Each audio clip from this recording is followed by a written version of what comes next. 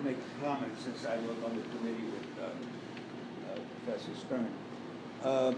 And my organization has, in Child Survivor Organization in Poland, we have about 800 very active child survivors who were rescued and who stayed in Poland. So, and they go and they speak in the schools, etc. So we have very good communication today with those the Jewish community in Warsaw, especially, and in other places. Also, Irina Slenderova was the lady who saved many of these children, and they, in their old age, recently, before she died, took care of her. Right? Now, she never called herself a righteous Christian because she was not a Christian. She said, "I'm a Gentile." She came from a leftist background, so it's not correct to use the righteous Christian with a lot of people. They don't appreciate that kind of terminology.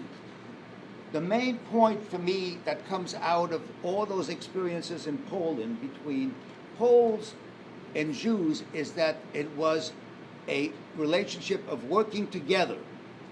So, for example, in America especially, we have this concept of the hero, right? So Irina Sendlerova has become this one hero. Everybody knows about her, and kids go around talking about Irina, etc.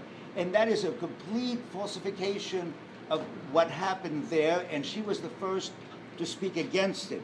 What happened in Poland was that the Poles, non-Jews, and Jews worked together. So, for example, Irina Sandler was a social worker. She worked with Jews in Warsaw.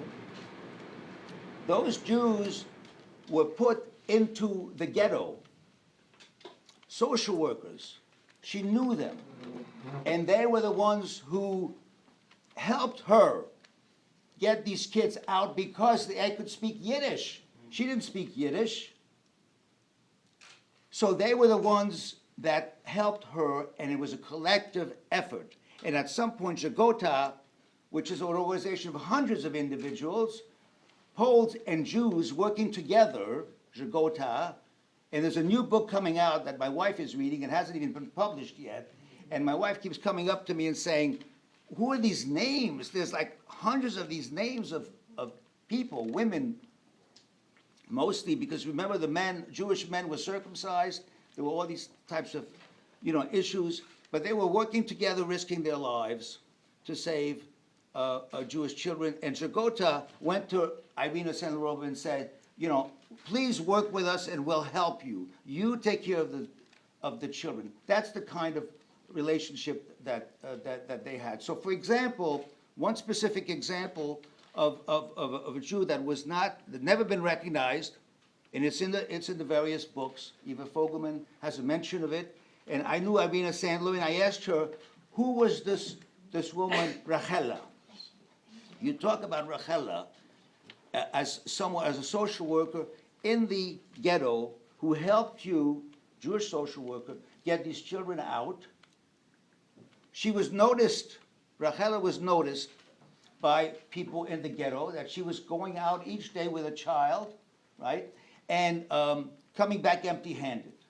And they said to Rachela, be very careful, they're watching you. She went out with a child, a Jewish child. She came back empty-handed, and they killed Rachela. So for us that are interested in Jews who rescued others, I asked her, so who was Rachela? So we could at least, she wrote down on my little pad, Rachela Miller. So now we have, this is a human being, 20 years old, 22 years old, who was a personal friend of Irina outside before the war, who risked her life and gave her life to save Jewish children. And I think that's the kind of example, of cooperative example, and we in the United States have to be very careful about the Hollywood version of rescue and heroism. It's not right. The Poles who risked their lives to save Jews were real heroes. And we children have asked ourselves in our groups, would we do the same thing? Would we risk the lives of our families, of our children, to save neighbors or strangers? usually we say, no, we don't think so. So, I've always had, and the people that I've known who were helped in Poland, and many of them have died away, have passed away because they've gotten older. So they had a deep love for the Polish people, the Polish culture, Polish literature, and they remained friends with people, and they went back and forth all the time. And that's why we have these connections today with our groups in Poland of child survivors, people who were hidden.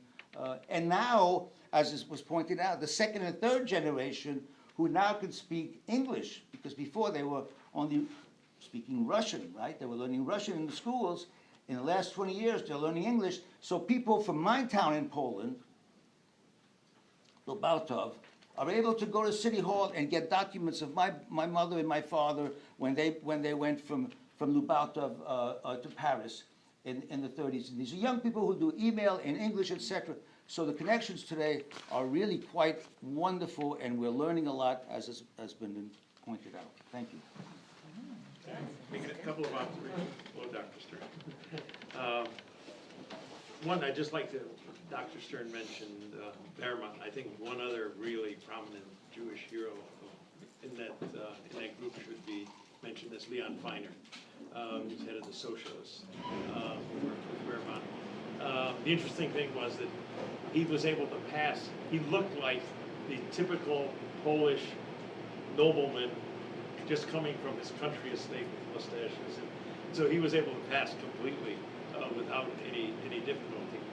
But I was a friend of Ziggy's, and one of the, in terms of Always. Ziggy, always. In terms of this idea of things coming around, the family that saved him came to Detroit. They were here in Detroit, and 2 years before he died, the then teenage girl who brought his food out every day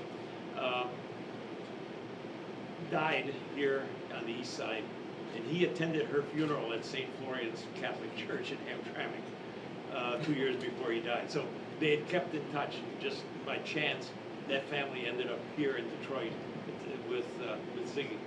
The other is a sad story, and I just recently was talking to a Chaldean refugee who had just come, and he told the story of living next door to a family. They'd lived together, a Muslim family. They'd lived together for 3 generations. Fine, they celebrated some holidays together. They exchanged recipes and food. And ISIS came to town. And 2 days later, his neighbor came to his house and said, "Unless you give me some money, some of your furniture, I'm going to turn you in." So it doesn't require centuries of hatred. Sometimes anti-Semitism is the obviously the necessary cause, or anti-Christianism or whatever, but the sufficient cause sometimes is just something that happens, and we know that in Bosnia. People who are neighbors suddenly turn on each other. So you don't necessarily need a long history of hatred, but that's what the Germans created in Poland. And they created this context of hate and separation, when to survive you had to become a criminal and a murderer in many cases. Miłosz talks about that we're nice middle-class boys who were going to prep school and university, suddenly became murderers in a good cause, and thieves and liars. So human beings, I think, are not strong enough. Most of us are not strong enough to be able to live under those conditions. And that's what makes the people who did help so remarkable.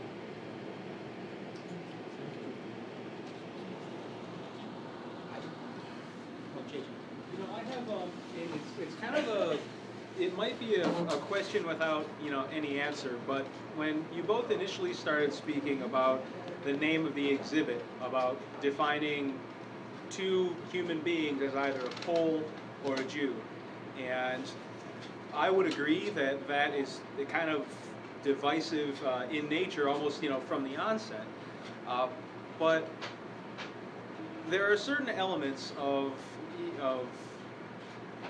say, call it Christianness and call it Jewishness. There are certain beautiful things about those two different communities, those two different cultural groups that make them stronger, that make them beautiful, that make them really valuable in a religious sense, in a social sense, in many different senses. So I guess my question is, and I mean, it's for anybody, we can have a discussion on it, how do we preserve the integrity of our cultural and ethnic and religious communities, but at the same time fight the kind of divisiveness that allowed the Holocaust to take place, that still allows hatred to take place, like Dr. Redjewowski mentioned, even today? That's the rub, isn't it? I mean, even here today in our country, right? We're supposed to be, we've gone from melting pot where we all gave up, well, not all, but around, a little bit of ourselves and our culture to become part of this bigger whole. But, in the last 20, 30, 35 years, it's gone out of the way. We've had them, right? So, Muslim, Christian, Jew, and never are the two sides, right? So it's difficult. I suspect, although I can't say for sure, and I Dr. Redjewowski talked about this, is this idea that under a regime like the Nazi regime, things like that become even worse. Bigger divide. So I'm probably not answering the question because I think you're right, there's no good answer. It's just difficult, right? We all want to be respectful of each other's culture, but we all in many ways want to let people have their own culture. But at the end of the day, we want them to respect our culture as well. It's always very difficult. If I will respond to you as well. Then I have not particularly highlighted yet another reason for altruism, and that is a religious background and conviction.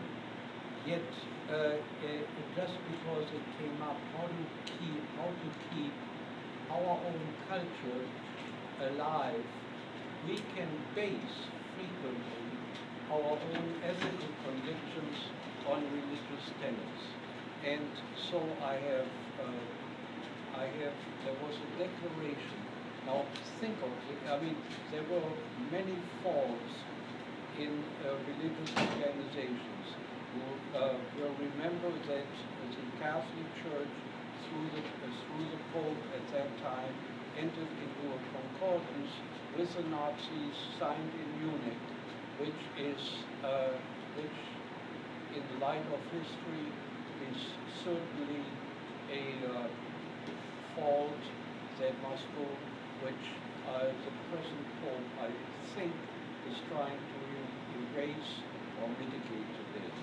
But the converse also holds true, that out of our religious convictions, using the terms of our own religion, we can draw the strengths and the roots for altruistic action.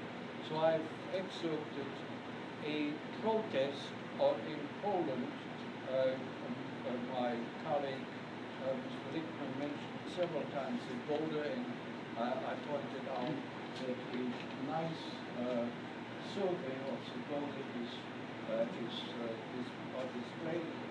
But I'd like to speak about a protest that was at the very height of the Jewish deportation. A long document came out in August 1942 by the Catholic organization FOP. They published, think of this, a declaration of protest which in harsh terms condemned the Nazi actions and now used the symbols and the language of Catholicism to condemn those dastardly things. I quote, "This sensitive consciousness does not exempt us from denouncing the crime. We do not wish to be Pilates," again from the New Testament. "We are unable to do anything against the murderous German action. We are unable to take action to save one person, but we protest from the depth of our heart, full of compassion, anger, and dread, This protest is demanded of us by the Almighty God who forbade killing. It is demanded by Christian conscience. I noticed that on that poster, it states that there is a common moral for the righteous that save Jews and risk their lives and their families' lives, that there is a moral common sensitivity to human suffering. It states over there, and it says it's independent of religious observance and how religious a particular person is. So, speaking to what he said and our independent and our respective religions, it seems to be something, this common moral sensitivity that crosses all religions or level of observance. You ready?